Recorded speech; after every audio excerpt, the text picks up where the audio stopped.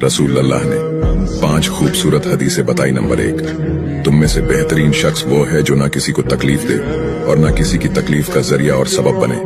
Number 2, जो शख्स दिन में 10 मरतबा सूरतुल इखलास पढ़ेगा यानी कुल हु अल्लाहु अहद, ये पूरी सूरत पढ़ेगा, अल्लाह ताला जन्नत में उसके लिए महल बना देंगे। नंबर 3, जो शख्स हर फर्ज नमाज के बाद 1 मरतबा आयतुल कुर्सी पढ़ने का मामूल बनाएगा तो उसके और जन्नत के दरमियान सिर्फ मौत का फासला होगा, यानी वो शख्स मरते ही सीधा जन्नत में जाएगा।